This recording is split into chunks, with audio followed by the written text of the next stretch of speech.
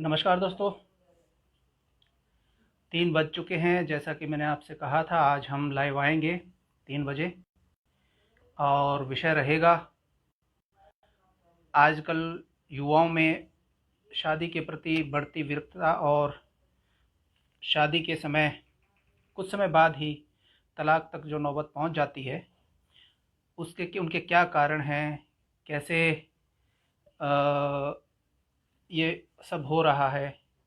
इन्हीं पर हम अपने विचार रखेंगे और आज हमारे साथ रहेंगे डॉक्टर वेद प्रकाश चौरान जी, जो अपने विचार रखेंगे। मुख्य वक्ता हैं। जवान पीढ़ी के विचार भी सुन रहा था। जी सर, जी असल सर। में हमने जो मुद्दा रखा था वो तलाक ना होके हम शादी से ही हमारा युवा वर्ग विमुख हो रहा है, शादी की जरूरत नहीं विमुख हो समझ रही रहा है। है। हाँ, बिल्कुल। और शादी में उसका इंटरेस्ट नहीं रह गया है या शादी के मायने बदल हम्म। गए हैं। हाँ हाँ। इन सब को जानने से पहले मैं ये थोड़ा सा बताना चाहूंगा कि शादी किस लिए की जाती है या शादी की आवश्यकता क्या है या किस संतुष्टि के लिए हम बिल्कुल। शादी करते हैं। ऐसा क्या है जी कि जी बिना जी। शादी के नहीं रहा जा सकता। अभी बात हम्म कर रहे थे विजेंद्र जी आकर्षण की। आकर्षण, हम्म। प्रेम, प्यार, ये बिल्कुल सारी चीजें अलग अलग होती हैं। और अगर हम थोड़ा सा दूसरे तरीके से देखें तो इंसान के पास दो चीजें हैं, एक तो शारीरिक स्वरूप है उसका, एक चेतना है। हम्म। अ, हम जवानी में अक्सर शारीरिक उलझन में ही रहते हैं और उसी की वजह से हमें अट्रैक्शन होना स्वाभाविक भी है। मेल का फीमेल की तरफ, फीमेल का मेल की तरफ, इसमें कुछ भी नहीं है। और फिर वहीं से हम रिश्ता बनाने की कोशिश करते हैं और प्यार को पनपता देख और आगे बढ़ते हुए हम संतान की उत्पत्ति करते हैं और इस तरह से परिवार और फिर समाज का निर्माण होता है। तो जो मुख्य संतुष्टि हमें मिलती है, सबसे पहली मैं कहूंगा युवा वर्ग के लिए तो सबसे ज्यादा जरूरी वही है कि बायोलॉजिकल सेटिस्फेक्शन इज मस्ट। उसके जी। बाद जब आपको साथी मिलता है तो एक साइकोलॉजिकल सेटिस्फेक्शन भी उसे मिलता है। ऐसे ही जब हम समाज में पति पत्नी के रूप में जाते हैं तो एक सामाजिक हमारी स्वीकार्यता भी समाज में मिलती है। और जैसे ही हम समाज में इस तरह से पति पत्नी के रिश्ते को प्रेम पूर्वक ले जाकर और संतान की उत्पत्ति करते हैं तो फिर आता है हमारा आर्थिक पक्ष। तो आर्थिक पक्ष भी बहुत मायने रखता है, चाहे वो शादियों का पहले की बात है चाहे आजकल की शादियों की बात है, उसमें मतलब इकोनॉमिक फैक्टर भी एक बहुत बड़ा इंपॉर्टेंट फैक्टर है। और लास्ट में आता है हमारा स्पिरिचुअल या रिलीजियस। आप और हम उस पीढ़ी से हैं, बल्कि मैं तो कहूँगा आजकल भी शायद ऐसा ही होता होगा। माँ बाप जब हम युवा से एडोलसेंस की तरफ बढ़ते हैं, जब बड़े होते हैं, चाहे वो लड़का है चाहे लड़की है, तो पेरेंट्स सोचते हैं कि हमारी जिम्मेदारी है इनकी हम समय पर शादी करवा दें। लड़की का तो हम अपनी इज्जत के साथ जोड़ देते हैं कि समाज में अगर हम लेट हो गए तो ये कहेंगे वो कहेंगे। और लड़के की ये हमारे को सनक लगी रहती है कि कहीं ये बिगड़ैल ना हो जाए, समाज में कहीं तरीके से रहना इसे आ जाएगा अगर मैं इसकी हम इसकी शादी कर देंगे। तो दूसरा वंश चलाने की बात भी है और माँ बाप थोड़ा असुरक्षित महसूस भी करते हैं। फिर ऊपर से रिश्तेदार भी दबाव डाल देते हैं और हमें शादी को मजबूर हम कर ही देते हैं।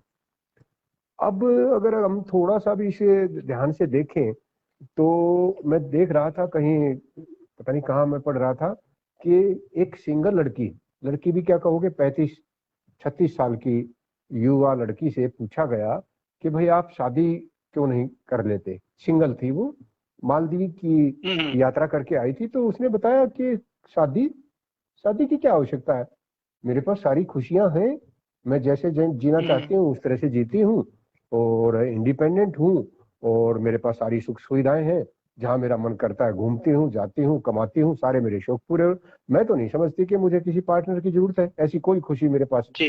अब भी बिल्कुल। कमी नहीं है जो मैं ना ले सकती हूँ। और मुझे तो सब तरह की सारी सुविधाएं मौजूद हैं और मैं तो आई डोंट थिंक कि मुझे शादी की आवश्यकता है। ये तो हमारी कन्याओं का हाल है, लड़कियों का हाल है। लड़कों से पूछो हम्म। तो वो कहेंगे ये मौज मस्ती के दिन है कि उस शादी का क्या मतलब, हम क्या शादी से हमें क्या हम्म। मिलेगा। और शादी में उनका बिल्कुल। इंटरेस्ट इसीलिए कम हो रहा है कि उनकी प्रायोरिटीज बदल गई हैं। हमारा प्रेम का और जी। प्यार का अर्थ भी कुछ और ही हो गया है और माता पिता से भी हमने दूरियां बना ली हैं और ये टेक्नोलॉजी का जमाना है तो हम इधर उधर आनंद के लिए, अपनी स्वार्थ पूर्ति के लिए भटकते रहते हैं। हाँ, ये जरूर है कि कुछ हमारे युवा और युवती इस तरह की सोच भी रखते हैं कि शादी वादी और ये प्यार प्रेम सब बाद की बातें हैं, पहले कैरियर बनाना सबसे ज्यादा जरूरी है। फिर हम जी कैरियर जी। बनाकर और जब पैसा कमाने लग जाते हैं, उसके बाद फिर दोनों पक्ष, लड़का भी और लड़की भी, उनकी जो अपेक्षाएं हैं उनका कोई अंत ही नहीं है। लड़के से पूछो भाई कैसी लड़की से शादी करना चाहोगे, तो पहले वो कहेगा पढ़ी लिखी तो होनी ही चाहिए, और अगर वो पैसा कमाती हो तो और भी बढ़िया, और सुंदरता तो समाज में अपना स्थान रखती ही है, और सुंदर है तो उसकी हाइट भी अच्छी होनी चाहिए। अगर छोटी ठिगनी सी है तो फिर सुंदरता भी कोई मायने नहीं रखती, और फिर हम्म। उसकी नेचर तो अच्छी होनी ही चाहिए, उसे हमारे परिवार का आदर सत्कार और ये सारा तो आना ही चाहिए। और अगर वो प्रेफरेबली किसी शहर से हो तो बहुत ही अच्छा। जी जी। और फिर आखिरी ख्वाहिश वो ये भी पूरी करवाना चाहता है कि किसी बड़े घराने से हो, तो मैं भी बड़े आदमी हूँ, मेरे बड़े खानदान में शामिल हो जाऊं। तो इतनी सारी अपेक्षाएं ढूंढते ढूंढते और वो हमारे नौजवान जो है वो पगला से ही जाते हैं, और वो हम जैसे तो ये कहते हैं शादी नहीं करवाना चाहते, वास्तव में करवाना तो चाहते हैं, पर उन्हें ये नहीं पता होता कि मुझे क्या क्या चाहिए। और इसी चक्कर में 10 20 20 साल से की उम्र से चलना शुरू करते हैं, हम 30 35 36 38 हम्म। तक चले जाते हैं। मुझे एक जी। बड़ी इंटरेस्टिंग सी बात याद आ रही है, मैं जरूर बताना चाहूंगा। मैं 1987 की बात है, मैंने गवर्नमेंट कॉलेज भिवानी में ज्वाइन किया था बतौर लेक्चरर। उन दिनों जी। हम भी 26 27 साल के थे और शादी नई नई हुई थी। तो वहाँ एक लड़का, लड़का मीन्स एक प्रोफेसर था जो लड़कियां ढूंढ रहा था, और वो लड़की हम्म। देखने जाते और वो रिजेक्ट कराता, इसका हाइट थोड़ी सी कम है, इसने उस सब्जेक्ट में नेट नहीं कर रखा, इसमें ये नहीं है, उसमें वो नहीं है। और करते कराते एक लड़की उनके घर वालों ने उसके लिए पसंद की, और आखिरी में वो लड़की उसने ये कह के रिजेक्ट कर दी कि ये थोड़ी हाइट में कम है, बाकी सारी चीजें तो ठीक है। हाइट में कम है। अच्छी। हाँ, और उसकी बदकिस्मती देखिए कि उस लड़की के पिता ने अपनी बेटी की शादी बिल्कुल उसी गली में साथ वाले घर में कर दी, क्योंकि साथ में भी एक अच्छा। अच्छा लड़का उन्हें मिल गया। हम्म। शादी हो गई, उस हम्म। हमारे साथी को भी पता था कि ये लड़की तेरे लिए देखी गई थी, ये रिजेक्ट की थी, और वो हम्म। भी वहीं रहते थे, और साथ के पड़ोस में वो नई बहू आ गई। थोड़े दिन बाद वहां हम्म। कोई सब्जी बेचने वाला आया, बड़ी इंटरेस्टिंग बात हम्म। है। और वो सब्जी लेने के लिए वो हमारे साथी थे नीचे आए, और वो भिंडियां देखने लगे, ये भिंडी कच्ची है, ये छोटी है, ये बड़ी है, इस तरह की बात कर रहे थे। इतनी देर में वो लड़की जिसकी नई नई शादी हुई थी, जिसको इसने रिजेक्ट किया था, वो आ गई, और वो कहती है भाई साहब आधा किलो भिंडी दे दो। तो वो कहने हम्म। लगे बहन जी रुको, ये भाई साहब छांट लेते हैं, उसके बाद दूंगा आपको भी। तो उसके वो उस बाद महिला दूंगा। ने कटाक्ष किया कि भाई इसने तो अपनी जिंदगी खराब कर ली छोटी बड़ी के चक्कर में, तू मुझे भिंडी दे दे फटाफट। तो कहने का मतलब हमारे युवा वर्ग को आज ये पता ही नहीं है कि उसे चाहिए क्या, हाँ, सब कुछ मिलने चाहिए के क्या बाद है। भी। दूसरी तरफ सिर्फ लड़कों की बात नहीं है, लड़कियां भी पीछे नहीं है इस मामले जी। में। लड़कियों से पूछो, बेटियों से पूछो, बेटा किस तरह का लड़का ढूंढ कर लाऊं, तो वो हम्म। कहेंगे सबसे पहली शर्त तो हमारी यही है कि लड़का बेशक थोड़ा बहुत दिखने में अच्छा ना हो या कम अच्छा हो, हम्म। लेकिन सास ससुर नहीं होने चाहिए। तो ये एक अजीब सी हाँ। बात हमारे समाज में आज के दिन पनप रही है कि लड़कियां उस हम्म। लड़के के साथ रिश्ता बनाना चाहती हैं। अभी बात कर रहे थे विजेंद्र जी के, भाई दूसरों को पसंद ही नहीं करता, भाई वो हमारे घर में कोई ना आए, बस हम्म। हमारी ही चले। बिल्कुल बिल्कुल। तो अब सास ससुर भी ना हो, और फिर लड़का अगर इकलौता हो तो और भी मजेदार। नंद हम्म। का भी चक्कर खत्म है, देवर के भी पंगे खत्म है, प्रॉपर्टी डिवीजन का भी पंगा खत्म है। और फिर उससे पूछो भाई कमाई धमाई के, हाँ कमाता, अच्छा कमाता हो तो बहुत ही अच्छा, और ऊपर की कमाई हो तो सोने पे सुहागा, हैंडसम भी हो। तो मतलब हम्म। लड़कियां भी कोई कम नहीं है, और मैंने ऐसे ऐसे पेरेंट्स देखे हैं जो अपनी बेटी को, हालांकि सुशील बेटियां हैं, आजकल बेटियां ज्यादा पढ़ लिख गई हैं तो कमाती भी अच्छा है, तो पेरेंट्स उनको कहते हैं जी बेटी जी। मैं लाता जाऊंगा रिश्ते, तू लड़कों को रिजेक्ट करती हम्म। जा, जब तू ये कहेगी ना रिजेक्ट हाँ कर ये दीजिए। पसंद है, तब तेरा रिश्ता करेंगे। तो एक शादियां हम्म। इंटरेस्ट ना लेने का ये भी है। मैं किसी कॉलेज में जी। गया हुआ था, वो लड़कियों का कॉलेज था मेरे ख्याल से, तो वहां इसी तरह का जिक्र आ गया। तो मैंने कहा बेटा मुझे ये बताओ, आज की लड़कियों की, आज की युवतियों की सबसे बड़ी समस्या क्या है। तो आपको सुन के ताज्जुब होगा, उन्होंने जो दो दो समस्याएं बताई वो दोनों ही गजब की थी। सबसे पहली समस्या तो ये थी कि लड़कियां आजकल अपने पेरेंट्स को इस बात को समझाने में फेल हो गई हैं कि उनकी शादी अभी नहीं करनी चाहिए, हमें करियर बनाने का मौका दो। सब लड़कियों की समस्या है जो पढ़ना चाहती हैं, आगे बढ़ना चाहती हैं, उनके पेरेंट्स उन पर दबाव डालते हैं कि जल्दी से शादी करो। ये सबसे बड़ी समस्या है। मैंने कहा दूसरी समस्या उन्होंने बताई कि लड़कियां ये चाहती हैं कि how to convert a love marriage into a arrange marriage. लड़का तो अपनी पसंद का ढूंढ रखा है, पर वो चाहती ये है कि उसका नाम जो है वो अरेंज मैरिज दिया जाए। तो इस तरह से मैं ये विश्लेषण करके बताना चाहता हूं आपको कि हमारे जो युवा वर्ग की जो अपेक्षाएं हैं, जो आकांक्षाएं हैं, जो उनकी इच्छाएं हैं, वो एक लिमिट को क्रॉस कर गई है और उसकी वजह से वो इनडिसीजन की स्थिति में पहुंच गए हैं और अट्रैक्शन होते हुए भी, चाहते हुए भी वो फैसला समय पर नहीं ले पाते हैं। उसके बाद सवाल उठता है कि चलो रिश्ता भी हो गया, हमने अरेंज थी या लव मैरिज थी, बात बन गई, बात खत्म हो गई, शादी हो गई और अब दो परिवार जो है वो एक दूसरे के साथ तालमेल बैठाना है। सिर्फ पति पत्नी की बात तो नहीं है भाई, वो तो दोनों को ही करना पड़ेगा। अब उसमें समस्या क्या है, बहुत सारे केसेस में क्या है, हमारी जो बेटियां हैं वो अच्छा खासा कमाती हैं और जो हमारे बेटे हैं उनकी आमदनी कम है। और एक गुड़िया ने मेरे से सवाल पूछा कि सर ऐसा भी है कि लड़कियां कमाती हैं और जो उनके पतिदेव हैं वो घर बैठ के खा रहे हैं, तो ऐसी स्थिति में आप क्या सोचते हो, तलाक जल्दी से नहीं हो जाएगा? बिल्कुल हो जाएगा। या तो अब जो लड़का है उसके पास पुरुषत्व भी इतना है, पुरुष भी वो अपने आप को मर्द समझता है, वो चाहता है कि घर में उसी की कमांड चले, दूसरी तरफ वो कमा भी नहीं रहा है।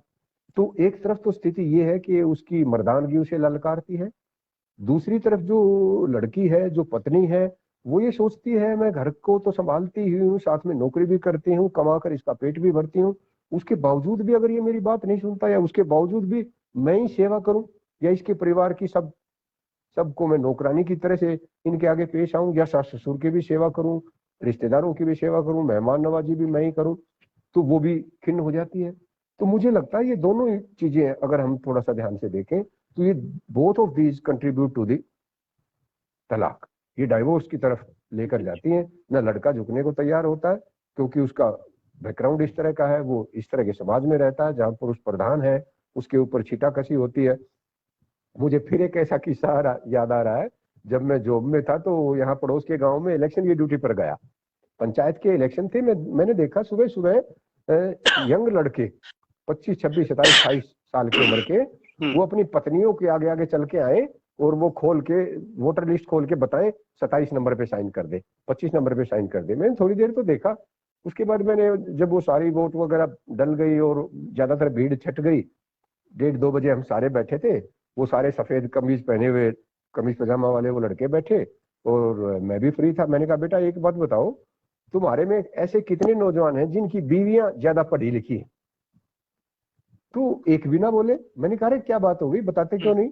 तो एक ने हंसकर कहा कि सर हम तो सारे ही ऐसे हैं कि हमारी बीवी किसी की हिंदी के एमए कर रही है, किसी की अंग्रेजी की कर रही है, किसी की पॉलिटिकल साइंस, और हमारी ये हालत है ज्यादातर तो +2 पास है, कोई एक आधा फर्स्ट ईयर में से छोड़ के आया, कोई सेकंड ईयर में से, कोई फाइनल ईयर में से।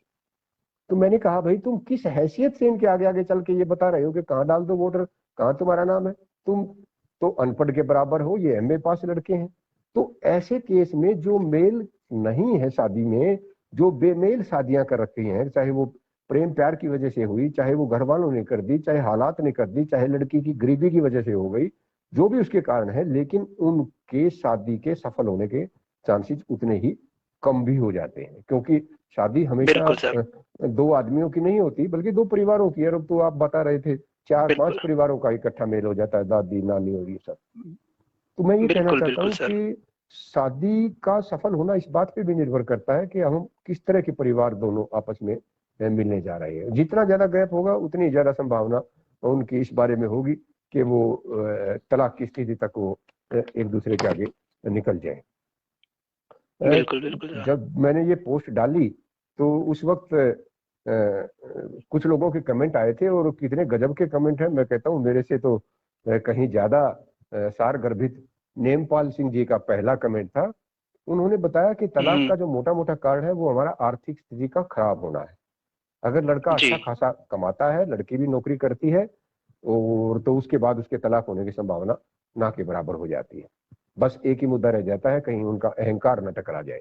और अगर जी बेरोजगारी की स्थिति है और हमने मतलब उस ये शादी भी कर दी और पैसा है नहीं, तो आर्थिक कारण भी सबसे बड़ा कारण हो जाएगा, रोज रोज लड़ाई होने का, रोज रोज डिमांड ना पूरी होने का, शौक पूरे ना होने का।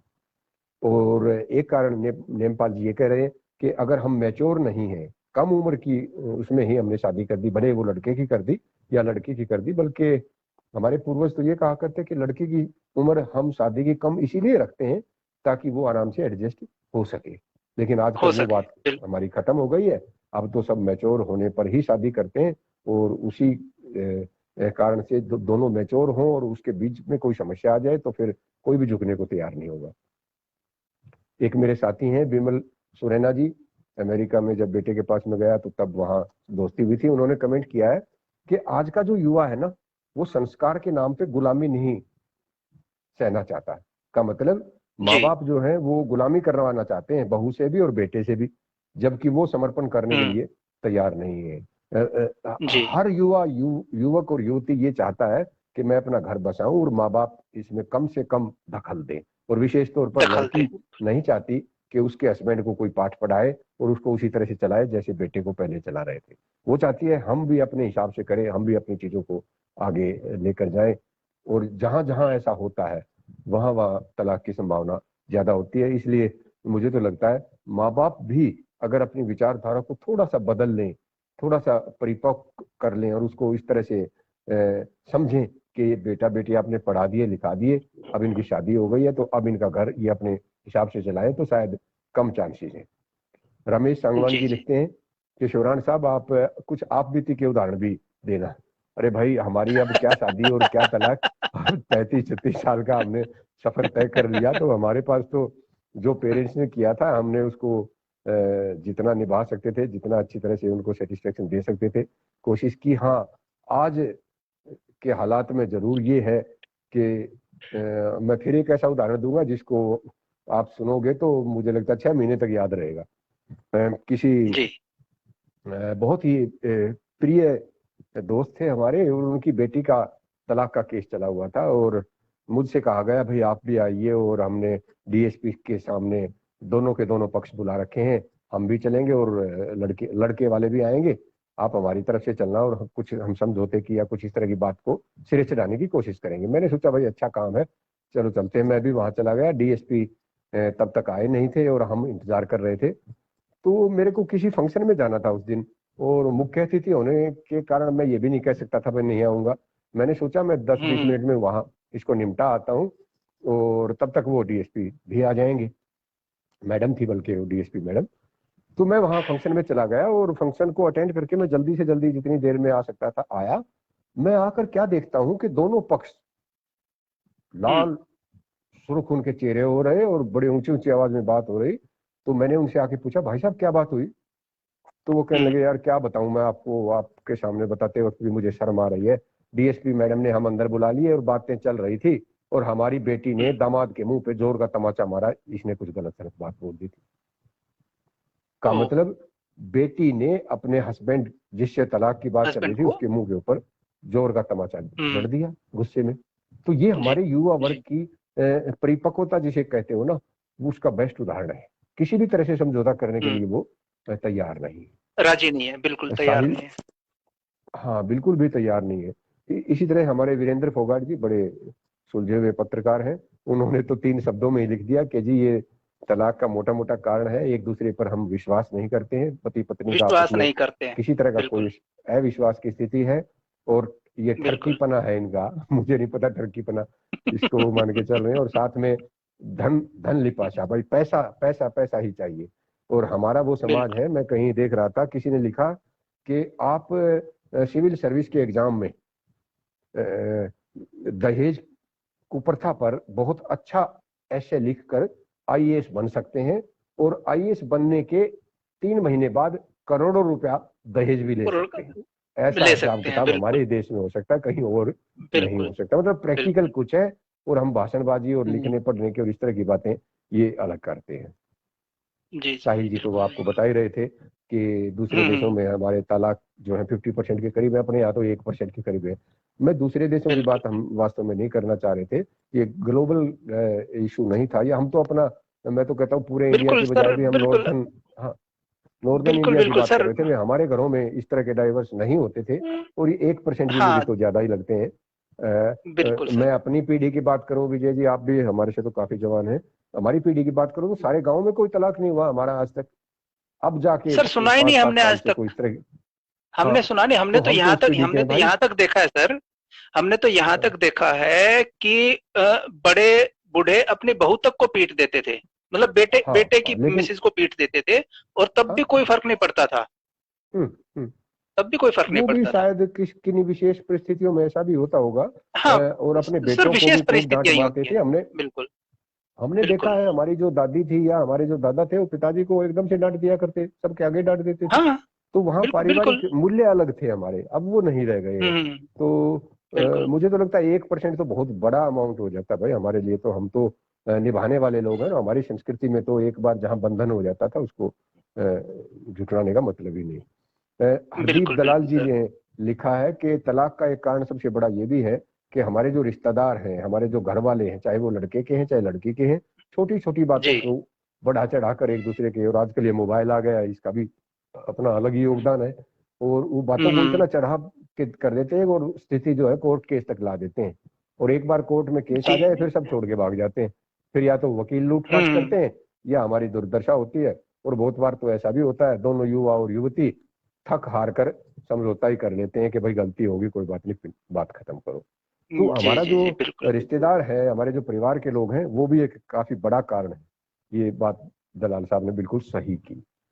हम्म। अशोक कुमार जी का कमेंट मुझे सबसे ही अच्छा लगा। उन्होंने लिखा है कि हमारी जो युवा पीढ़ी है ना, उसको हमने ढंग से जी। पेरेंटिंग ही नहीं की, उसको पाला ही नहीं हमने ढंग से, उसको ये सिखाया ही नहीं कि कष्ट की जिंदगी किस तरह से होती है, एडजस्टमेंट कैसे की जाती है, और पत्नी आ जाने के बाद हमारे क्या फर्ज हैं, उससे पहले क्या थे, पैसा किस तरह से खर्च किया जाता है, समस्याओं को समाधान कैसे निकाला जाता है। हम तो तो बस सर अपने लाडले को या अपनी लाडली को, जैसे लाडला है तो उसे इतना इतना ज्यादा प्रोटेक्टिव उसमें रखते हैं कि उसे कोई फैसला लेने का अधिकार ही नहीं देते।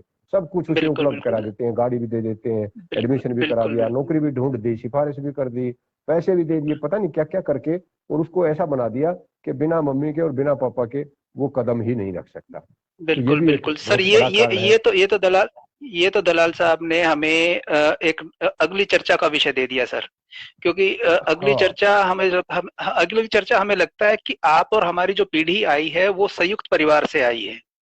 और मेरे हम्म। ख्याल से आप आपकी पीढ़ी के बाद और हमारी पीढ़ी में शुरुआत होगी एकल परिवार की। मतलब हम दो, हमारे हाँ, दो, जो सरकार ने जो नारा दिया था, वो अब चरितार्थ होता दिख रहा है। वो कहीं हम्म। जनसंख्या के नियंत्रण के चक्कर में दिया था, लेकिन उस जनसंख्या के नियंत्रण के चक्कर में एक तरीके से समाज का विघटन भी वहां पर होना शुरू हुआ है। तो मेरे ख्याल से अगली चर्चा का विषय हम यही रखेंगे। और कर सकते फिलहाल, हैं। हाँ बिल्कुल। बस दो फिलहाल तीन आप कमेंट और बचते अपनी हैं। बात को रखिए सर। हाँ, हम्म। अपनी चर्चा रखिए सर तो जारी। इसी तरह से अशोक कुमार जी कहते हैं, बेटियां जो हैं उनको भी हमने पापा की परी की तरह से पाल रखा है, उन्हें कोई एडजस्टमेंट या जी जी। उन्हें कोई कमी या उन्हें कोई इस तरह की चीज सिखाई ही नहीं गई है कि भाई हम घर को किस तरह हम्म। से बचाएं, या कुछ चीजें हमें सहन करनी पड़ती हैं, या बड़ों का सम्मान हमारे लिए कितना इंपॉर्टेंट होता है, या माँ बाप सबके ही बराबर होते हैं। जैसे आपको अपने माँ बाप बहुत ज्यादा आदरणीय लगते हैं, ऐसे ही लड़के के माँ जी। बाप भी हैं, उनका भी हमें सम्मान बिल्कुल करना चाहिए। ये चीज हम कभी सिखाते ही बिल्कुल नहीं। सर।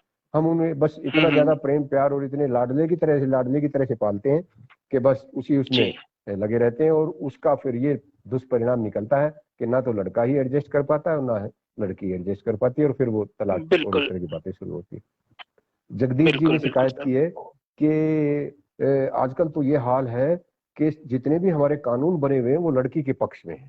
एक समय होता था जब हम्म। लड़की के साथ बहुत ज्यादा ज्यादती होती थी, हमारी जो हम्म। दादियां थी, ताइयां थी, उनके साथ बहुत ज्यादा ज्यादती होती थी। कानून जब बना है, चाहे वो दहेज का है चाहे दूसरा है, वो ज्यादातर कानून हमारे लड़की के पक्ष में है।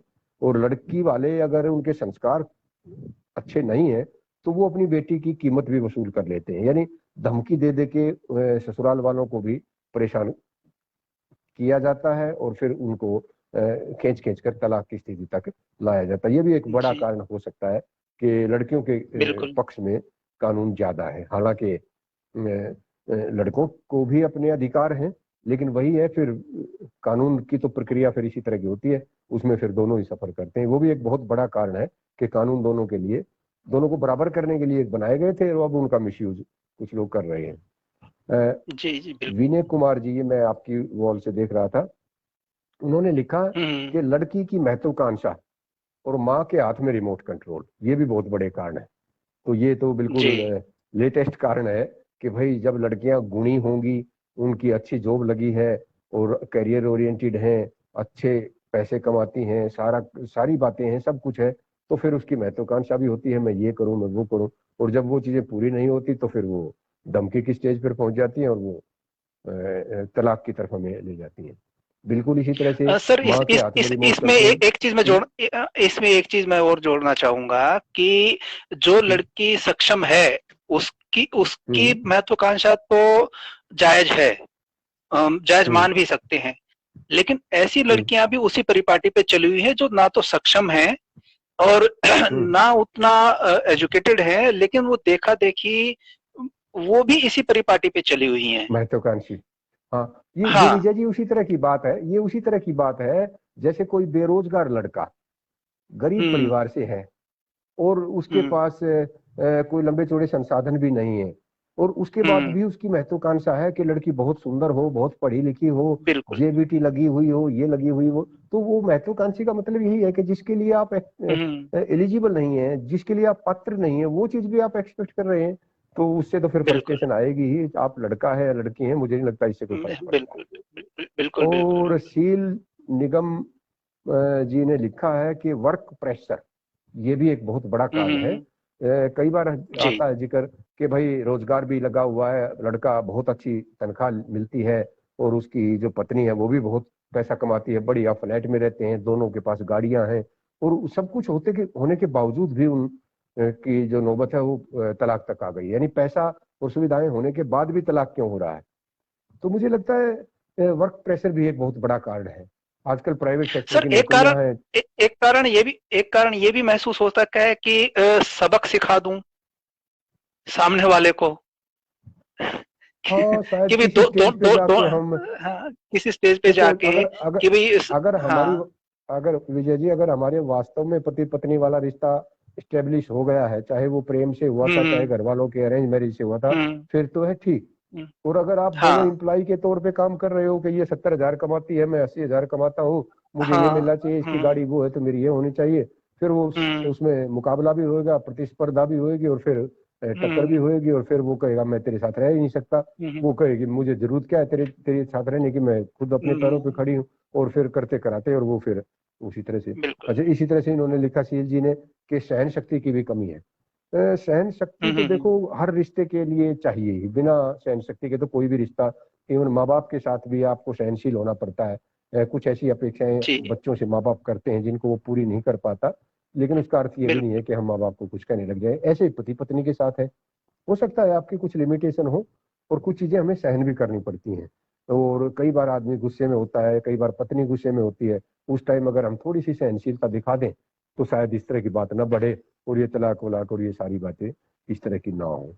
और ये विजेंद्र जी लिख रहे हैं, अगर अनपढ़ माता पिता को ही पढ़े लिखे बच्चों के सामने एडजस्ट करना पड़े तो फिर बच्चों को पढ़ा लिखा होने का।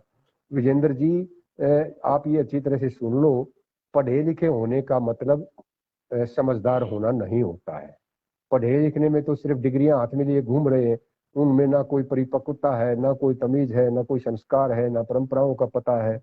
तो उनसे तो हमारे अनपढ़ माँ बाप कहीं ज्यादा अच्छे थे। अगर परिवार के जी तौर जी पे आप बात बिल्कुल। करते हो और शादी की तरह से बात करते हो तो उसमें हमारी पढ़ाई कहीं पर भी बीच में नहीं आती। मुझे तो लगता है एक अच्छा पति पत्नी बनाने के लिए विश्वास का रिश्ता होना सबसे जरूरी है। और आज की युवा सबसे पीढ़ी जरूरी में, सर, सबसे जरूरी। हाँ, और विश्वास सबसे हमारा जरूरी तभी सर होता है एक विश्वास, दूसरे के। बिल्कुल।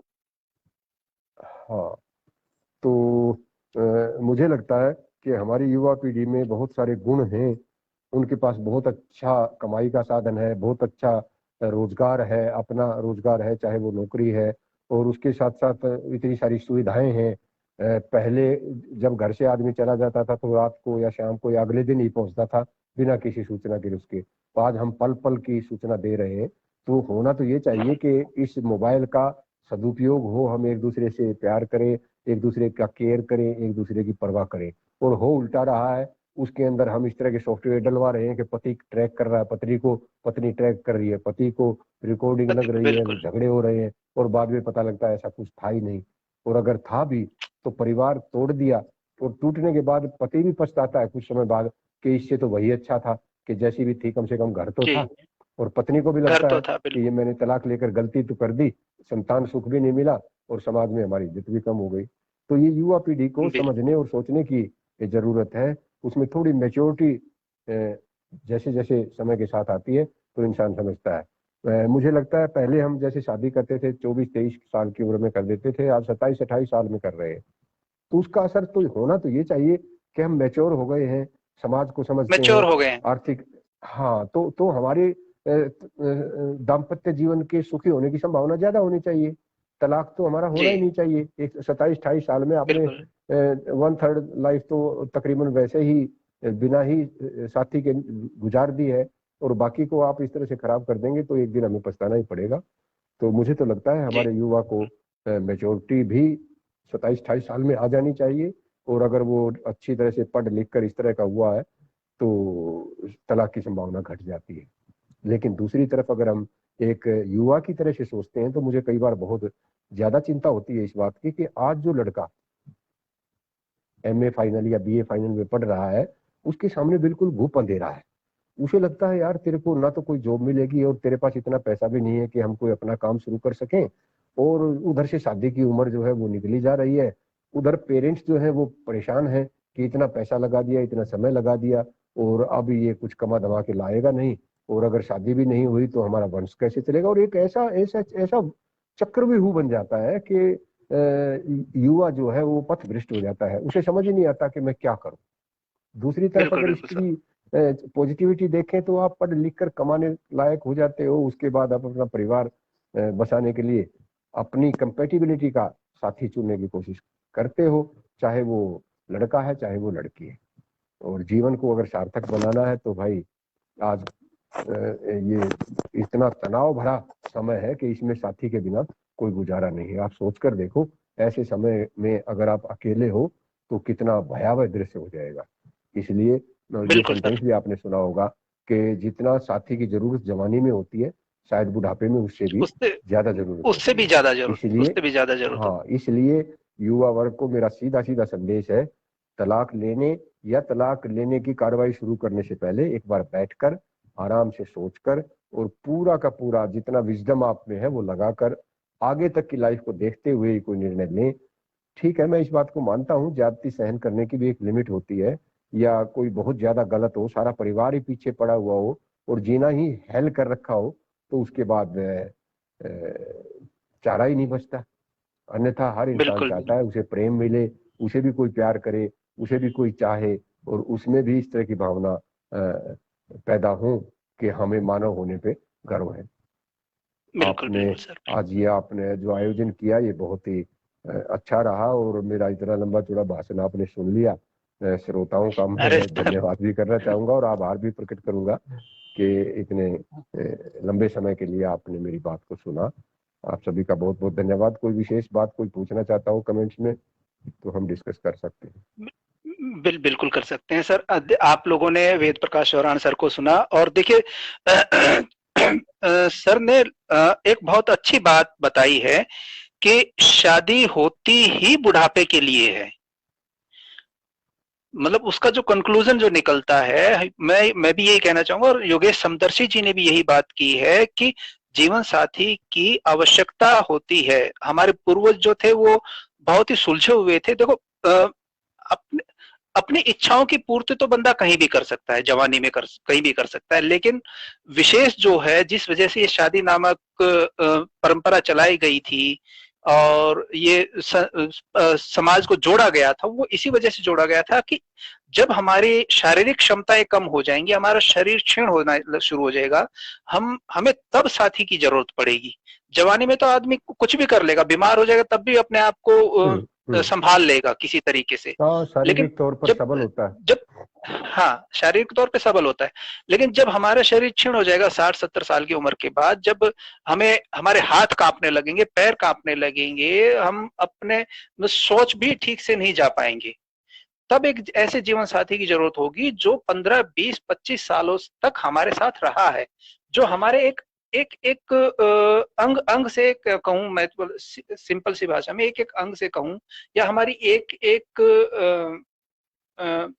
जो इच्छा है, या हमारी एक एक जो हमारी वो शब्द मुझे नहीं मिल रहा है, जो भी है वो मुझे नहीं मिल रहा है, कि हमें किस चीज की जरूरत है, उस चीज को समझने लगे। ऐसे साथी की जरूरत वो 15, 20, 25 साल गुजरने के बाद ही समझ में आती है। अब मेरे ख्याल से और पत्नी और पति का फर्ज भी वहीं पर निभना शुरू होता है, कि भाई आज हम देखें कि यदि मैं बीमार हो जाता हूं और मेरी 60-70 की उम्र है, तो बेटे की बहू इतनी सेवा नहीं कर पाएगी, बेटी आके सेवा नहीं कर पाएगी, जो कि पत्नी आके कर देगी, या विजय जी, पत्नी की पति कर एक देगा। एक एक मिनट रोकना चाहूंगा। 10 साल पुरानी जी। बात है, हमारे एक साथी की मदर हम्म। एक्सपायर हो गई। और वो मदर भी जी। कोई ऐसे नहीं थी कि भाई कोई जवानी में एक्सपायर हुई हो। मेरे ख्याल से 60-65 साल हम्म। के करीब की उनकी मदर होगी, बल्कि फालतू ही बेशक हो, 70 के करीब। जी। तो और ये शीला वाले जो शमशान में उनकी बॉडी को लाया गया, जून की बात है, हम समय से थोड़ा पहले पहुंच गए। तो वहां बैठे बैठे हम हम्म। चिंतन में थे। और उनके पिताजी जो है वो बहुत ही वृद्धावस्था में थे, आर्मी के कर्नल हम्म। थे वो। और हम्म। थोड़ी देर में इंतजार करने के बाद बॉडी आ गई, तो हमने उधर वो जो भी क्रियाएं थी वो करके, और बॉडी को जब वहां रखा गया, तो इतनी देर में कार में उनके पिताजी आए और वो कहने लगे भाई रुको, अग्नि देने से हम्म। पहले बेटे को अग्नि देनी होती है। वो कहता रुको। और हम्म। वो कर्नल साहब नीचे उतर कर आए और चिता के बिल्कुल पीछे खड़ा होकर, मेरे ख्याल से 80 साल के होंगे वो, 80 नहीं तो 75 के तो पक्का थे, एकदम से उन्होंने सैल्यूट हम्म। मारा।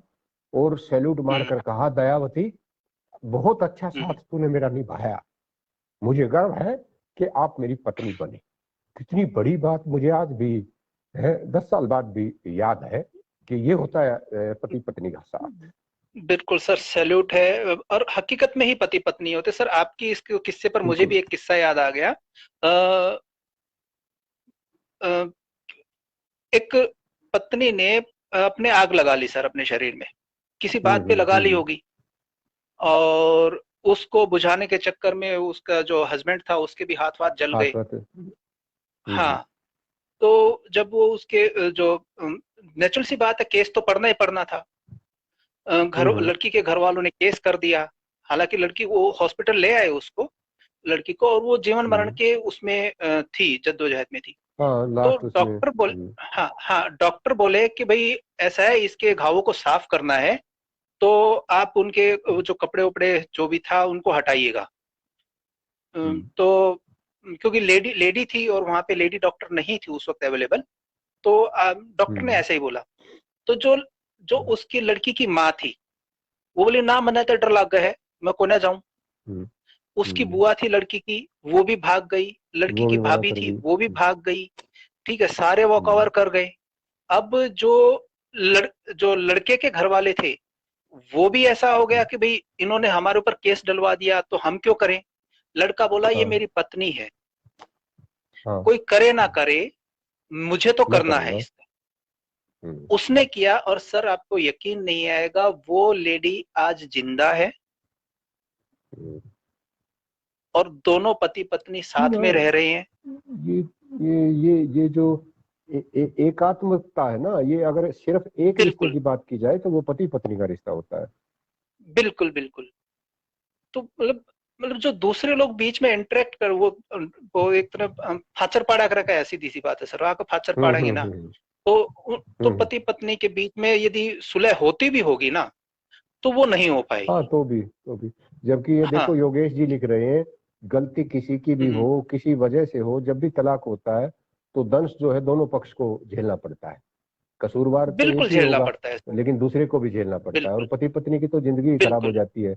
उधर से आप बच्चों को बिल्कुल देखिए, सर। अगर बच्चे हैं तो वो उससे भी ज्यादा बुरी हालत में हो जाएंगे। और बिल्कुल बिल्कुल। सारा सारा परिवार ही बिखर जाता है। और जिस जिस बिल्कुल परिवार बिल्कुल में पिता नहीं है या माँ नहीं है, अगर आप अलग अलग हैं, तो बच्चे की जो परवरिश है वो कुछ और तरह की होगी, स्कूल में उसके साथ बहुत बिहेवियर कुछ बहुत और अलग तरह का तरह की होगा। होती है सर, बहुत सब बच्चों से वो बिल्कुल अलग बिल्कुल। तरह से सोचेगा, उसे हर बार सोचना पड़ेगा मेरा पापा क्यों नहीं है, या हम्म। मेरे पास मम्मी क्यों नहीं है, या ये दोनों इकट्ठे क्यों बिल्कुल नहीं बिल्कुल रहे। बिल्कुल तो बहुत सारी बिल्कुल है, बिल्कुल अगर सर। इस बारे में हम सोचते हैं तो फिर तो तलाक तक नौबत आती ही नहीं है। लेकिन आज का युवा बिल्कुल जो है बिल्कुल। वो ये सोचता है कि मैं पैदा इसलिए नहीं हो रहा कि किसी दूसरे की इमोशंस का ध्यान रखूं, मैं पैदा इसलिए हो रहा हूँ हाँ कि हाँ हाँ आनंद को हाँ। प्राप्त करूं। बिल- और हमारी युवा आनंद को पीढ़ी प्राप्त को करो। हम लोगों से भी ज्यादा जल्दी है हर तरह के आनंद का अनुभव कर लेने की, हर बिल्कुल तरह के आनंद को जी लेने की। वो बहुत जल्दी में बिल्कुल है कि उसे सब कुछ मिल जाए बस, चाहे उसे किसी बिल्कुल की बिल्कुल। इमोशंस को इग्नोर करना पड़े या उसकी हम्म। कम इज्जत करनी पड़े। और यही हमारा सबसे बड़ा कारण है कि हम इतने स्वार्थी हो गए हैं। नहीं तो त्याग बिल्कुल में सर। जो जो प्रेम पैदा होता है, दूसरे के साथ आप जितना ज्यादा लगाव दिखाएंगे, जितना ज्यादा उसका सम्मान करेंगे, प्यार तभी पनपेगा। तलाक का तो सवाल ही पैदा बिल्कुल नहीं होगा बिल्कुल अगर आप एक दूसरे का केयर करेंगे तो। बिल्कुल बिल्कुल। चलिए सर, आज का विषय जी। बड़ा ही उचित रहा और बहुत कुछ हमारे साथियों को सुनने को मिला। मेरे ख्याल से पिछली बार भी नेहा भारद्वाज जी बहुत लास्ट में आई थी, बहुत ही युवा कवयित्री हैं, बहुत अच्छा लिखती हैं। नेहा हम्म। बेटा, आपका स्वागत अच्छा जी। है। और अब जाने के समय में आप आए हो तो मेरी आपसे गुजारिश है कि कोई जाने के बात समय नहीं। पे और आप मत आया कीजिए। जाने के समय पर आप मत आया कीजिए, आप थोड़ा सा पहले आइए ताकि हम आपके एक दो कविता सुन सकें। और सर, मैं आपको बताना चाहूंगा, आज हमने एक शॉर्ट फिल्म मैंने सुबह लिखी थी और उसको शूट कर रहे थे। हम्म। तो अरे तो वाह, अब बहुत बढ़िया। हाँ, तो जी। अग्रिम शुभकामनाएं अ, हमारी और बधाई। बिल्कुल बिल्कुल सर, शुक्रिया। और उसका शॉर्ट फिल्म का शीर्षक है सनकी, सनक। वाह वाह। हाँ, सनक बहुत नाम से बढ़िया। है। और जैसे ही अभी यहाँ से हम दर्शकों से इजाजत लेंगे तो वो अगला शूट तैयार है हमारा। और बहुत बढ़िया, बहुत बढ़िया। बहुत जल्दी कोशिश करूंगा आप लोगों के अरे, सामने आए। हमें जी प्रतीक्षा रहेगी। कितनी कितनी कितनी जी जी। ड्यूरेशन की है? सर, छोटी बनाई है, अंदाजा मुश्किल से छोटी। 3-4 मिनट की, हद से हद अच्छा तीन अच्छा, चार मिनट बहुत की बढ़िया, होगी। बहुत बढ़िया। हाँ। बहुत बढ़िया। विषय भी बनाइए। थोड़ा सा ज्वलंत ही उठाया है। अब नहीं, वो अच्छा है, बहुत बढ़िया। कितने सफल नहीं, रहेंगे ये तो आपके कह नहीं सकते। आप आपके अंदर एक साहित्यकार बसता है तो नेचुरली अच्छा ही विषय होगा और उसको बढ़िया प्रस्तुति जी करेंगे, ऐसा मुझे लगता जी है। जी जी, शुक्रिया। और जैसा कि हमारे बीच में एक दर्शक के कमेंट की वजह से अगला विषय हमें मिल गया था, संयुक्त परिवार वाला और न्यूक्लियर परिवार वाला। तो अब मैं आपसे चर्चा करके आपसे इजाजत लेके अगली चर्चा का विषय हम वही रखेंगे। अ, जिस दिन ठीक है। भी आप कहेंगे उस दिन इस चर्चा को रख लेंगे। फिलहाल आज की चर्चा ठीक है। में शामिल होने के लिए सभी दर्शकों का और आपका बहुत बहुत धन्यवाद। मैं बहुत उम्मीद बहुत करूंगा आज की धन्यवाद जी। चर्चा से बहुत कुछ हमारे दर्शकों को बहुत कुछ अच्छा सीखने को मिला होगा। ये सार्थक चर्चा रही है। आप सबका जुड़ने के लिए बहुत बहुत धन्यवाद। अगली चर्चा में और हम फिर से और मिलेंगे। और मैं भी आपका धन्यवाद करना चाहूंगा। हमारा 1.5 घंटा बहुत बढ़िया बीता और बहुत अच्छा जी लगा सर, जी सर। इनके कमेंट्स पढ़कर, आपके विचार जानकर। बहुत बहुत जी धन्यवाद, sir, thank you very much. शुक्रिया सर। सभी दर्शकों का एक बार फिर से धन्यवाद। चलते चलते ऋतुराज जी भी हमारे बीच में आ गए हैं, लेकिन अब भाई साहब, अब तो मेला अ, हमारा अ, अ, क्या कहते हैं, कारवां हमारा चल पड़ा है। अगली चर्चा में मैं चाहूंगा आप लोग शामिल हों। तब तक के लिए धन्यवाद। आप सबको नमस्कार। जय हिंद, जय भारत।